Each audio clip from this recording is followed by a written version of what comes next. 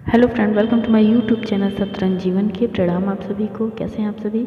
आशा करते हैं आप सब बहुत अच्छे होंगे। दोस्तों, आज का हमारा कथा प्रसंग है समस्याओं भरा जीवन। तो आइए सुनते हैं ये प्रसंग। सदानंद नाम का एक साधारण सा आदमी था। वो भगवान की सच्चे मन से भक्ति करता था। उसका जीवन समस्याओं से भरा हुआ था, इसलिए वो कभी दुखी भी रहता था, कभी घर में कोई बीमार पड़ जाता था।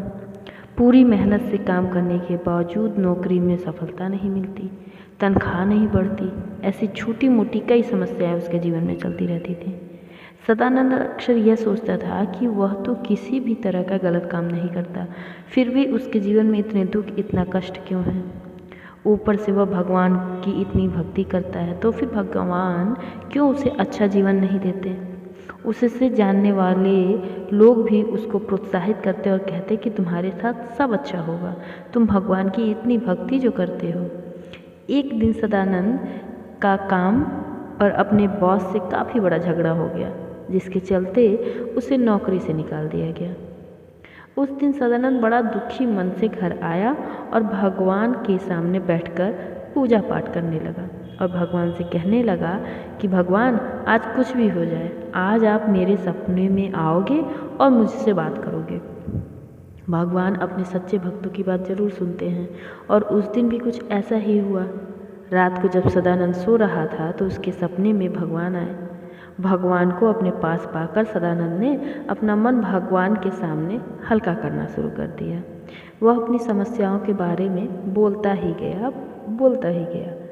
जब उसने अपने मन के सारे विचार भगवान के आगे निकाल दिए, तब भगवान ने उससे कहा, बताओ तुम क्या चाहते हो। सदानंद बोला, भगवान जी, मैं आपका भक्त हूँ, मैं कोई गलत काम नहीं करता, फिर भी मेरे जीवन में इतना दुख क्यों है। मैं देखता हूँ कि जो लोग गलत काम करते हैं, सही राह पर नहीं चलते, वह बड़े मौज शौक से जीवन जीते हैं, ऐसा क्यों। भगवान ने सदानंद से कहा, यह सब एक चक्र है जो कई जन्मों के पाप पुण्य के हिसाब से चलता है। सबको अपने हिस्से के कष्ट भोगने ही पड़ते हैं। फिर भी तुम मेरे सच्चे भक्त हो, इसलिए मैं तुम्हें एक उपाय बताता हूँ। तुम सुबह जब उठोगे तो तुम्हारे घर से 10 किलोमीटर दूर जाओ। पुराना मंदिर है, वहाँ एक बरगद का पेड़ है। वहाँ पर तुम अपनी सारी समस्याएं एक चिट्ठी में लिखकर चिट्ठी को उस बरगद के पेड़ के पास रख कर आना, और तुम्हारी सारी समस्याएं खत्म हो जाएंगी। लेकिन उसके लिए एक शर्त है कि तुम उस चिट्ठी के बदले किसी और के द्वारा लिखी गई एक चिट्ठी उठाकर लानी होगी, और उस चिट्ठी में जो लिखा होगा वह तुम्हारे साथ होने लगेगा। सदानंद बहुत खुश हुआ और भगवान को धन्यवाद दिया। सदानंद जब सवेरे उठा तो उसने अपनी सारी बातें याद की थी। वह तुरंत नहा धोकर उस पुराने मंदिर के पास वाले बरगद के पेड़ के पास पहुंच गया।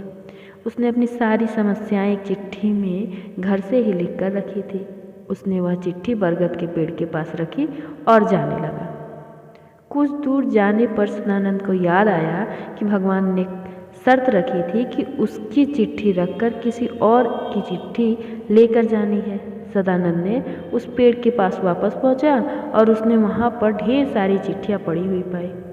उसने एक चिट्ठी उठाई, लेकिन उसको खोलने से पहले उसे विचार आया कि अगर इसमें मेरी समस्याओं से भी बड़ी समस्या लिखी हुई होगी तो यह अच्छा नहीं होगा। उसने इस चिट्ठी को वापस रख दिया और दूसरी चिट्ठी उठाई। फिर उसे विचार आया कि हो सकता है इसमें कुछ और बहुत बुरा लिखा हो। शायद इसमें लिखा हो सकता है कि उसके परिवार का कोई सदस्य गंभीर बीमार होगा या मरने वाला हो, या कुछ उससे और भी बुरा हो। उसने एक के बाद एक कई चिट्ठियां बदली, लेकिन हर बार उसकी इसी बीच चिट्ठी को खोलकर पढ़ने की हिम्मत नहीं हुई। उसने सोचा, इन सभी चिट्ठियों की समस्याओं को अपनाने से अच्छा है मैं अपनी ही समस्याओं से लड़कर उनका सामना करूं। सदानंद ने अपनी लिखी हुई चिट्ठी को उठाई और वहां से अपने घर लौट गया। दोस्तों, कई बार जीवन में समस्याएं आती हैं, लेकिन उन समस्याओं से भागकर कभी उनको खत्म नहीं किया जा सकता। उन्हें खत्म किया जा सकता है उनका सामना करके। दूसरों के जीवन से तुलना करके दुखी होने से अच्छा है हम अपने जीवन की प्रॉब्लम्स को अच्छे से समझें, उनके मूल कारण तक पहुँचें और उनसे छुटकारा पाएं। तो प्रेम से बोलिए जय जय श्री राधे। तो दोस्तों आशा करती हूँ प्रसंग आपको पसंद आया। अगर पसंद आया तो कमेंट सेक्शन में कमेंट करके ज़रूर बताएं।